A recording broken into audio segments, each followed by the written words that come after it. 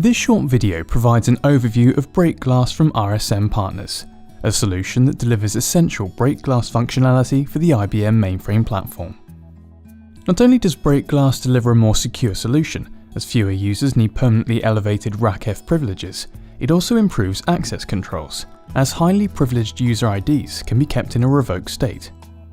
Delivered via an easy-to-use standard web browser interface, Breakglass provides a flexible yet fully secure and audited approach to controlling emergency access to the mainframe. In this first example, we're going to look at how an authorized user, such as a system programmer, can use the Breakglass product to request access to a privileged user ID. The privileged user ID is necessary for the system's programmer to be allowed to perform a specific system service. The Breakglass product is accessed by entering a URL supplied by your mainframe systems administrator.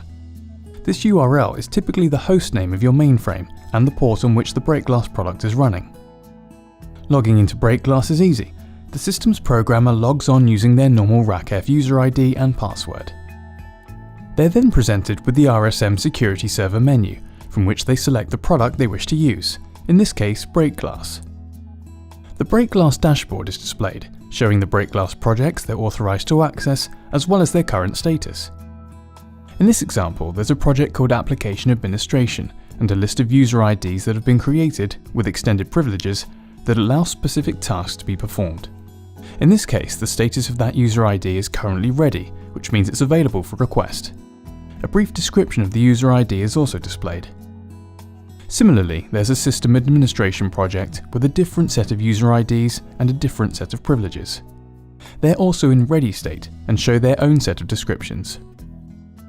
The system's programmer selects a user ID from the application administration project, which is then shown in the drop-down menu and simply clicks Request to display the available user IDs.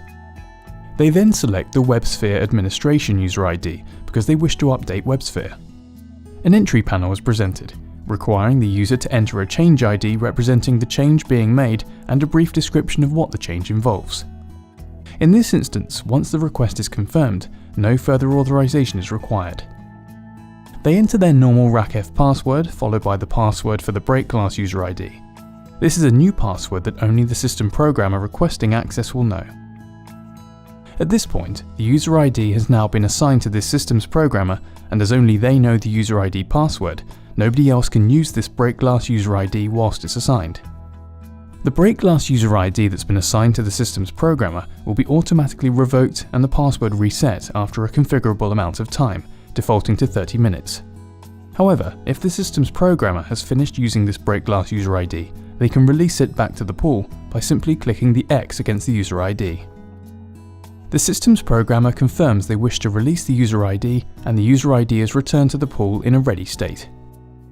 At this point, the Breakglass user ID has been revoked in RACF, the password is reset, and the ID cannot be used again until another user goes through the request process again. In this next example, we'll show how Breakglass is used to select a Breakglass user ID, for which additional authorization is required before the system's programmer is allowed to use it. In this configuration, updating MVS sys1 palmlib requires management authorization before the Breakglass user ID can be assigned to the system's programmer. The system's programmer selects the system administration project, lists the user IDs as before, selects the MVS palmlib user ID, and enters a change ID plus a description of the change. The request is now pending approval, meaning that the system's programmer cannot use this ID until it's been approved by a manager. To approve a Breakglass request, an authorized user, such as a manager, must log on to the Breakglass facility using the same URL as the system's programmer used. The manager logs on, selects Breakglass, and can see in the status panel that there's a pending approval request.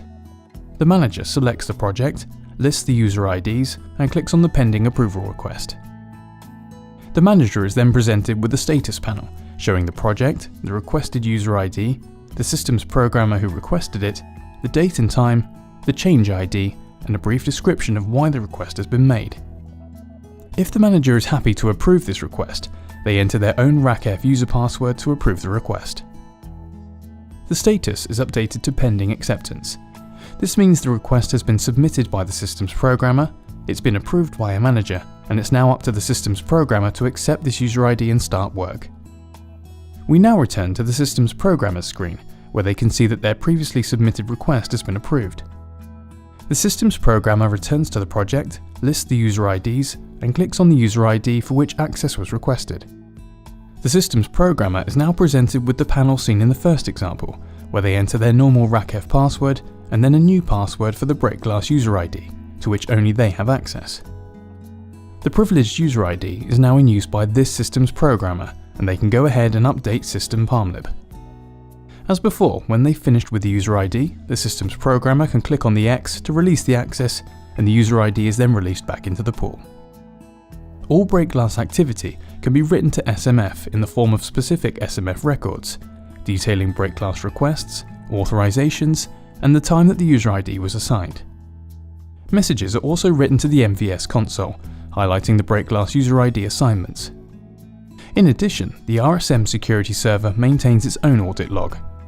This audit log can be viewed online by authorized users and can also be exported to a spreadsheet for auditors to view offline. To view the audit log online, an authorized user selects Audit Log from the RSM Security Server menu. A filter panel is presented, where the user can filter the audit log records by date, by time, by origin, by specific text, or change reference ID. In this case, we'll just click Show Log, which displays the log for today. Here we can see the activity for today, 2 Breakglass user requests. By clicking the Detail button, we can see the Breakglass request that was made, when it was approved, and when it was released by the user.